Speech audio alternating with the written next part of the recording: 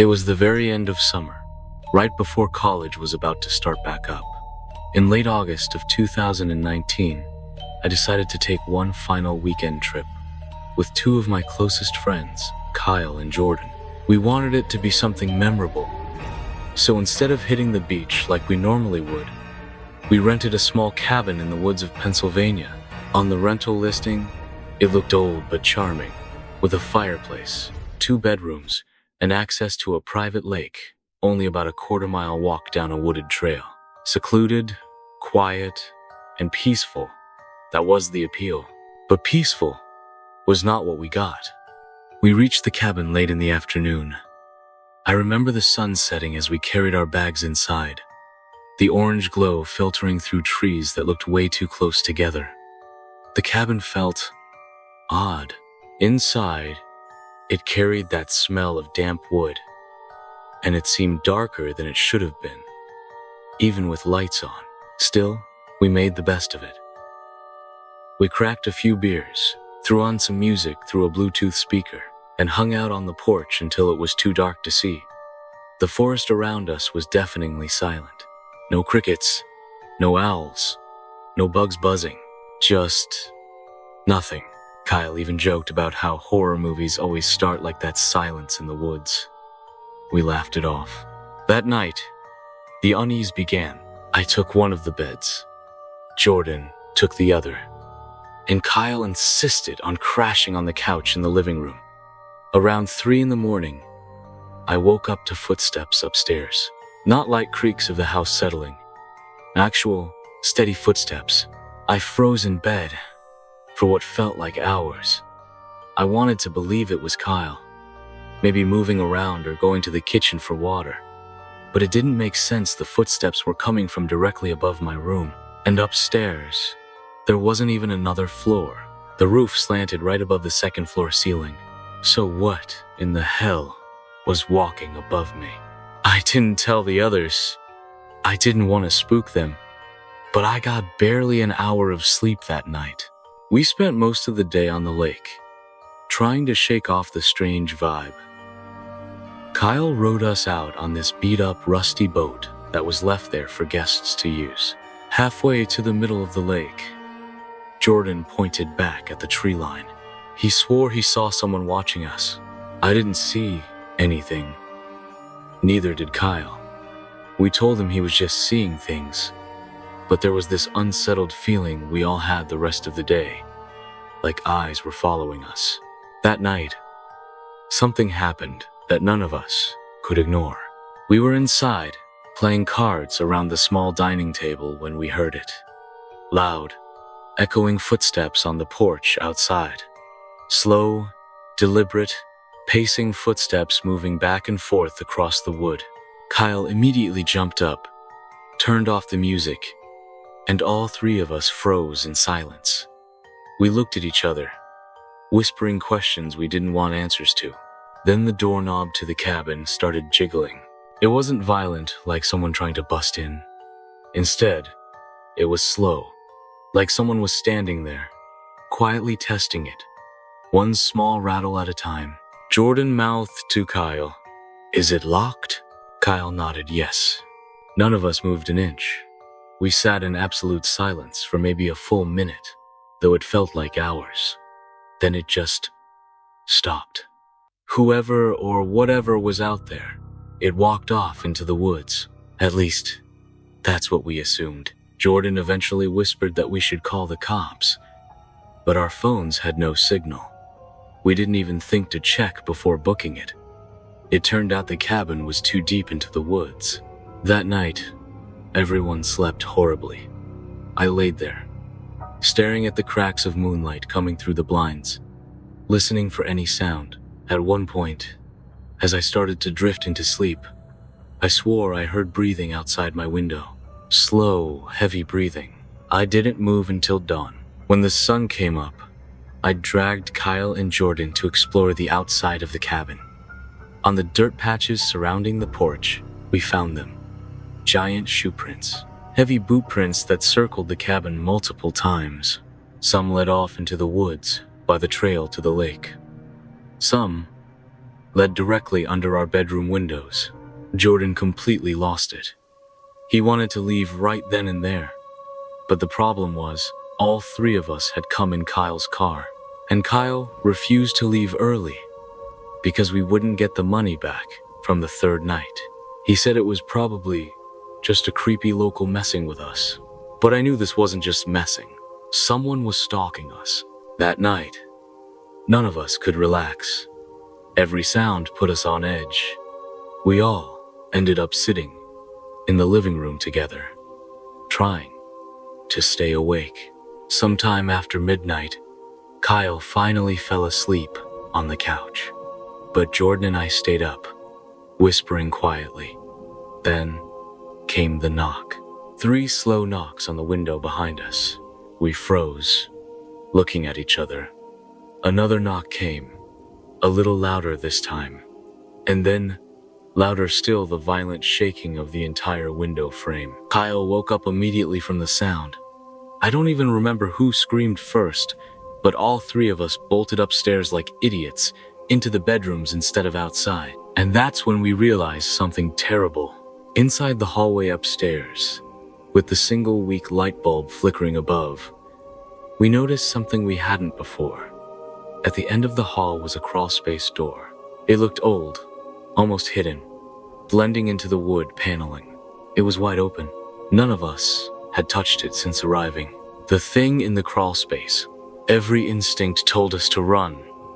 But some sick part of me stepped forward and shined my phone flashlight into the crawlspace.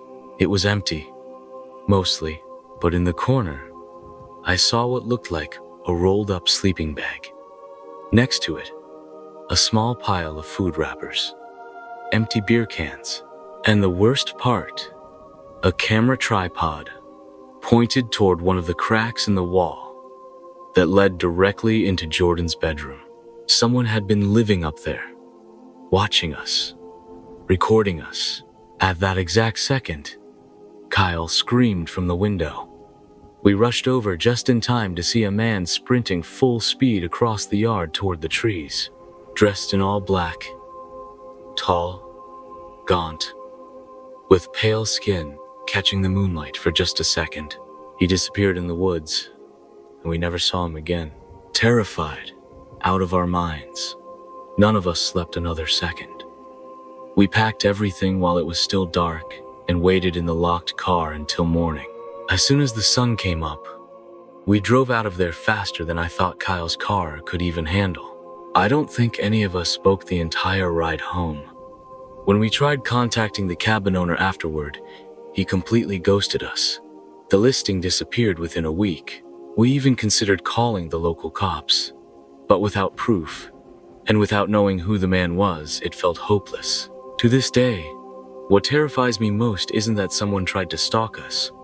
It's realizing that they had already been living inside that house, watching us from the crawlspace since the moment we arrived. It was late August 2022, the very last real weekend before my senior year at university. What started as a spontaneous road trip with my cousin Maddie and 2 close friends, Chris and Julia, quickly turned into the most disturbing summer experience I've ever had. We'd planned to spend 3 nights at a picturesque old farmhouse near the outskirts of the Adirondack Mountains in upstate New York. It was advertised on a popular rental site. 100-year-old property, recently renovated, private trails and pond. The place was stunning, far away from neighbors, traffic, or city noise. We arrived in Maddie's Jeep late Friday, right as the sun was losing its grip on the sky. The house itself looked straight out of a vintage horror flick. Wind-beaten white wood, creaky porch steps, wraparound deck, and a single attic window that stared out toward the woods. As we unpacked and picked rooms, the atmosphere was electric nervous, expectant.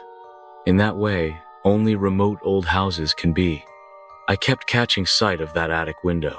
From below, it sometimes seemed dark, sometimes reflecting the last bit of sunlight, sometimes looking almost like someone was up there, We ignored the eerie vibes, cooked burgers outside, and watched stars come out in a sky blacker than any of us had ever seen. But as the night settled, everything felt off. That first night, after some drinks and stories by the fire pit, we called it. The house settled into silence, except for strange noises above us. It wasn't the wind, which was barely blowing. I heard soft thumps, like someone slowly shifting heavy boxes. Julia claimed she saw shadows moving at the top of the stairs. Around 1:30 a.m., I went to use the bathroom at the end of the hall. As I walked back, I saw a light flicker through the attic window. For a second, I thought it was a passing car's headlights, but there were no roads in sight, and no cars. I shrugged it off and tried to sleep. The next morning, the mood was tense. Maddie asked if anyone else felt weird dreams. Chris joked about haunted farmhouses. So, naturally, we decided to explore the woods. We found old, half-collapsed sheds and a small, overgrown cemetery, fenced with rusted iron. The gravestones were from the late 1800s, and many were children's. Julia, trying to lighten the mood, posed for TikToks by the oldest stone, but she stopped suddenly and pointed out something. It looked like fresh dirt had been turned over next to one of the graves. A chill ran through all of us. It shouldn't have been possible. The place had been abandoned for generations. That second night, things escalated. We played cards at the kitchen table, surrounded by squeaky old floors and rattling windows. All at once, every light in the house went off.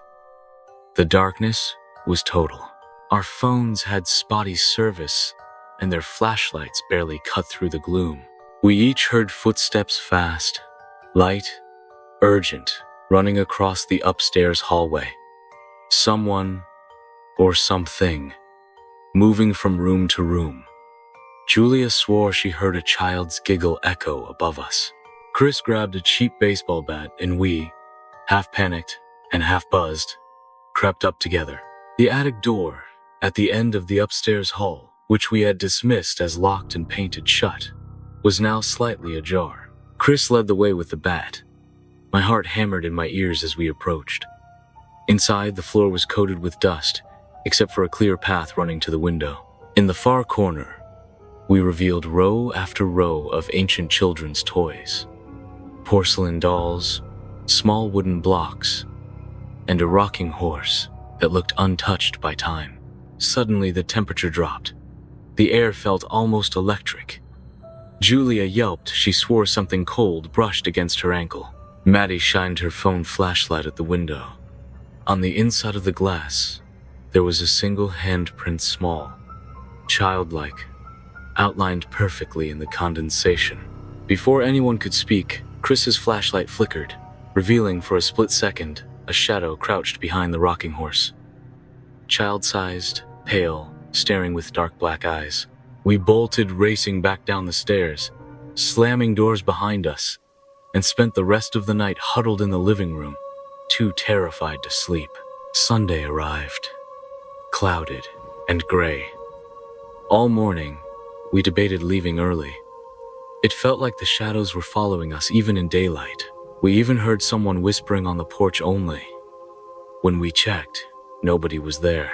In a desperate bid to find rational comfort, Chris insisted we take a walk by the pond out back. At the water's edge, we found something bone-white and perfectly smooth stretched above the mud. First, we thought driftwood, until we saw it was an old child's shoe, preserved, pale as bone. Julia became hysterical. Maddie screamed, and I froze, staring at the shoe, paralyzed by dread. Back at the house, we discovered muddy, child-sized footprints running from the back door up the stairs. Unable to settle, Maddie suggested contacting the spirit. She'd read somewhere it could help. We made a makeshift circle. 4 candles, a deck of cards, hands joined, whispering in hushed voices while the house creaked around us. Seconds into the seance, the candles flickered violently. The front door slammed shut by itself, and from the attic, we heard distinct, Heavy thumps. Then the temperature plummeted. Breath visible, limbs numb, fear pressing down. Maddie whispered something I'll never forget. "It's coming down." At that exact moment, the stairwell started shaking, as if something heavy was thundering down the steps. We broke the circle and ran to the Jeep, not bothering to lock up or grab anything but our phones. Julia dropped her phone in the driveway, and, as she bent to pick it up, she gasped in terror. Peering under the porch, a cold, white face with black eyes was smiling at her. It vanished instantly. We tore out of there, driving through a maze of dirt roads, not speaking a word until nearly an hour later. It wasn't until we hit cell service and daylight flooded the car that anyone dared break the silence. Julia was crying. Chris was shaking. Maddie and I tried to console them, but all we could talk about was how none of us ever wanted to talk about it again. A week later, Chris checked the rental website, but the house was gone. No listing, no reviews, no record it had ever been available. None of our phones saved any photos from that trip. Julia said hers wouldn't stop glitching, constantly turning up photos that were just black, static, or faint child-sized faces peering from darkness. The farmhouse, the graveyard, the attic all gone. Like a fever dream. But what happened in those woods was real. No matter how much time passes, I'll never forget the sensation of being watched by someone, something that never wanted us to leave. To this day, none of us speak about that weekend. But sometimes, when I close my eyes before sleep, I see that attic window, dust swirling, and a child's hand pressed hard against the glass. And I still wonder, did it ever really want to let us go? Late August, 2021. My friends and I, desperate to squeeze the last thrill from summer break, rented a house in a ghost town outside Boise, Idaho. The rental was cheap, almost too good to be true, and the address? The infamous Chop Chop house. We knew about the rumors, sure murder, madness, the basement. But we were chasing a cheap thrill, not expecting anything beyond the usual haunted house cliches. Let's just say, that weekend gave me cheap thrill, but in the most disturbing way possible. Pulling up Friday evening, the sun was melting into low hills, casting the ruined street in blood-red light. The houses around us were shells, boarded windows, roofs caving in, trash caught in weeds. The Chop Chop house itself looked worse up close. Scorched wood, windows crusted with grime, a front yard littered with broken glass. I joked about zombies, nobody laughed. The air felt heavy, pressing down, buzzing with insects I'd never seen before. We hesitated before opening the front door, and I honestly felt like something inside was watching us. Inside, the air was bone-chilling. The basement door was chained.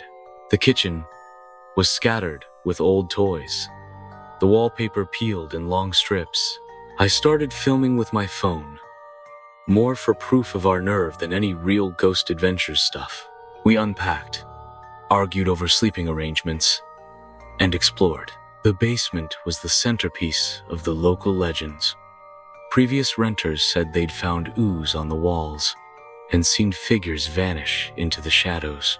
Julia found claw marks on the inside of the bathroom door. Chris discovered sticky, dark stains on the stairwell wall leading down. Maddie thought she heard whispers below us. The problem was, no one was down there. There was something wrong with the way mirrors reflected light in the house. In the hallway, moving past the broken coat rack, I caught glimpses someone behind me. A pale shape, gone as soon as I turned. That night, none of us used the main bedroom. We camped out in the living room, under the single light that worked. Around 2 a.m., Julia woke us frantically. Someone was whistling outside. Not a tune, just a shrill, broken note, repeated again and again. When the whistle stopped, polite taps began at every window. 1, 2, 3. Tap, tap, tap. Chris tried the old Ring doorbell camera, but it glitched to static. Someone, or something, was moving around the house. I peeked through a gap in the curtains, catching the faintest shadow darting across the front yard. Each time we tried to record, our devices simply refused black frames, distorted static, or out-of-focus shapes. We debated leaving, but Maddie, ever the skeptic, pushed us to ride it out. "Whatever this is, it's just local legend," she insisted. The rest of us agreed, half-heartedly, and tried to sleep. Next morning, Chris decided to unchain the basement. It took time, rusted lock, heavy chain, but eventually, the door creaked open. The air rushed out, cold and acrid, stinking of rot and iron. Down the stairs, our flashlights illuminated liquid stains snaking down the walls, and broken furniture heaped in the corners. In the furthest shadow, Julia found a pile of old clothing, curiously new compared to the dust. An old child's sneaker, bright white, a disturbing contrast. There were words carved into the cement wall. "He watches you." Maddie swore she spotted a silhouette cross the far wall, thin, human-shaped, but with limbs too long and head cocked at an unnatural angle. Suddenly, something banged against the house overhead. We scrambled up the stairs, almost tripping over each other. Nothing up there, just the wind, or what we hoped was wind. By noon, we couldn't shake a nagging sense of dread. The road outside was empty. No cars, no people, not even birds. Julia, determined to prove the town wasn't haunted, led us to the house next door.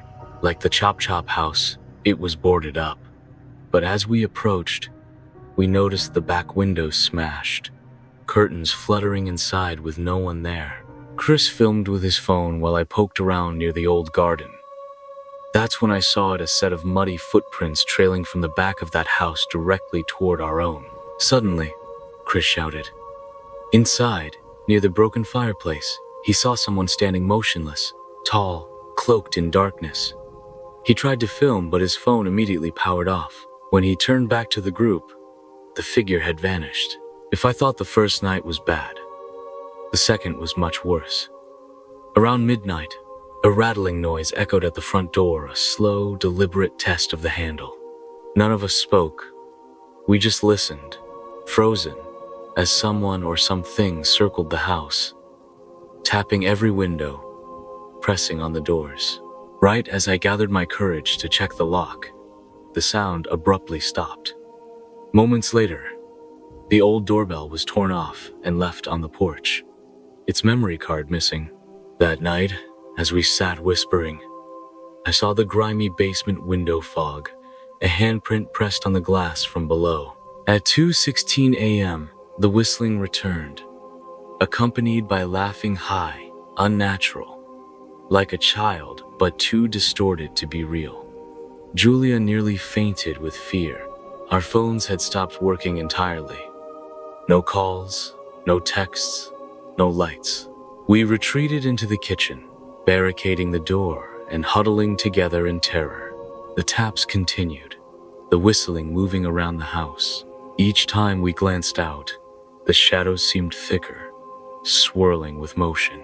By morning, we were desperate to leave.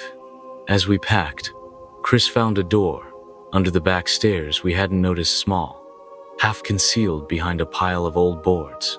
Inside was a crawl space, extending beneath both Chop Chop house and the neighboring abandoned home. At first, it was just filthy earth, rotted boards, and crusted bottles. But deeper inside, Julia found another set of clothing. And then, she screamed. Something moved in the dark, a pale face, grinning with broken teeth, staring at her with glassy eyes. Chris yanked her out, slamming the secret door shut. We sprinted to the car, shoving our bags inside. As I shut my door, I saw movement from the corner of my eye, a figure, impossibly thin, emerged from the crawl space door and simply stood at the edge of the ruined garden, watching us leave. Its arm raised in a slow, unnatural wave, its face locked in a sickening grin. We drove off, not looking back. Back in our own city, the experience haunted us. Our photos from that weekend were wiped from every phone. Chris tried to retrieve footage from the doorbell camera, but it was gone. The rental listing for Chop Chop House vanished days later. None of us ever spoke about it to family, not wanting to relive the nightmares. But some nights, when I'm alone, I'll hear whistling outside.